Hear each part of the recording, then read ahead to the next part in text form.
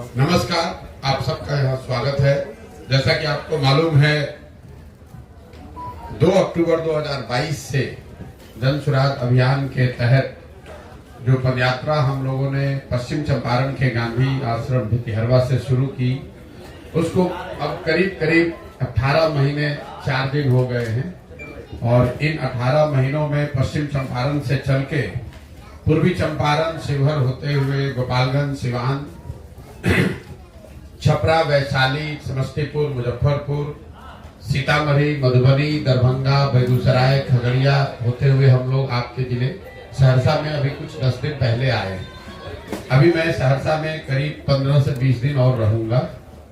पदयात्रा का जो स्वरूप है आप देखते हैं, हम लोग का प्रयास होता है कि गांव-गांव जाएं और मैं और मेरे साथ जो पदयात्री हैं, तो प्रयास ये होगा कि कम से कम 90% गांवों में जरूर हम लोग व्यक्तिगत तौर पर वहां पहुंचकर लोगों से मिले, उनकी समस्याओं के बारे में जाने, उसका अध्ययन करें, उनको जन सुराज के बारे में बताएं। पदयात्रा के जो 3 मुख्य उद्देश्य हैं, वो पहला उद्देश्य ये है कि बिहार, मेरी अपनी जो 15-20 वर्ष की राजनीतिक सामाजिक समझ है, पहले संयुक्त राष्ट्र संघ में, फिर 10 वर्ष राजनीति के क्षेत्र में, मेरा जो अध्ययन है बिहार को लेकर या समझ है, उसके अनुसार बिहार की जो बदहाली, बर्बादी, गरीबी का कारण है, वो उसकी मूल वजह ये है कि यहाँ पर एक तरह से पिछले 30-40 वर्षों से राजनीतिक बंधुआ मजदूरी बन गई है। जैसे देश में पहले गुलामी होती थी, वैसे बिहार में राजनीतिक तौर पर लोगों की गुलामी हो गई है, चाहे वो जात के नाम पर हो, हिंदू मुसलमान के नाम पर हो, या भाजपा के डर से लालू और लालू जी के डर से भाजपा।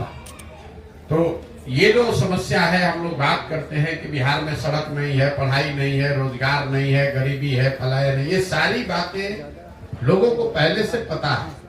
हम लोग को आकर एक दिन देखते हैं, नेता लोग आकर उस पर चर्चा कर सकता है, पत्रकार उस पर लिख सकता है, लेकिन जो लोग इस जीवन को जी रहे हैं, उनके लिए तो डेली का काम है। इसके बावजूद वो लोग फिर जाकर वोट उन विषयों को छोड़कर दूसरे विषय पर क्यों देते हैं? तो उसकी ये 4 वजह मुझे जो समझ में आई है कि लोग यहाँ पर अपनी समस्याओं से जूझते हैं, परेशान हैं, लेकिन जब वोट का वक्त आता है तो वोट यहाँ पर मुख्यतः 4 विषय पर लोग दे रहे हैं। पहला, अपनी जाति के आधार पे।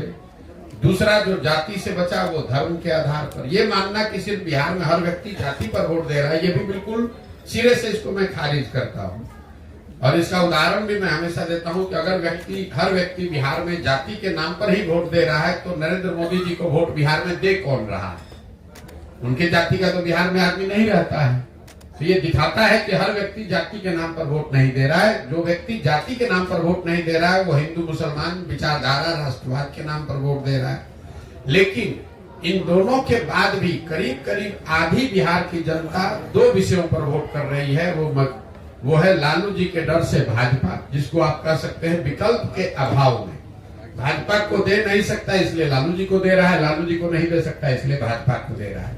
इन चारों चीज को अगर आप जोड़ दें तो आपको बिहार में 2/3 से ज्यादा जो वोट पड़ता है, वो इन्हीं 4 वजहों से वोट पड़ रहा है। तो पदयात्रा का पहला उद्देश्य यही है कि गांव-गांव जाकर लोगों को ये बताया जाए कि आप चाहे जीवन भर अपनी समस्याओं के बारे में चर्चा कर ले, जब तक आप इनसे अलग हटकर अपने और अपने बच्चों के भविष्य के लिए वोट नहीं करेंगे, तब तक आपका भला होने वाला नहीं है। वोट आपको जिसको करना है कीजिए।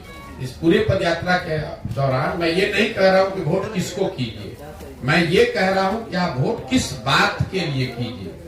अगर आपको मोदी जी को वोट करना है, मोदी को करो, लालू को करना है, लालू को करो, लेकिन वोट अपने और अपने बच्चों के लिए करो। ये पदयात्रा का पहला उद्देश्य है, गांव-गांव जाकर बताना। दूसरा उद्देश्य ये है कि लोग जो मजबूरी में वोट कर रहे हैं, विकल्प के अभाव में, जिनको समझ है कि हमको जाति के आधार पर नहीं, धर्म के आधार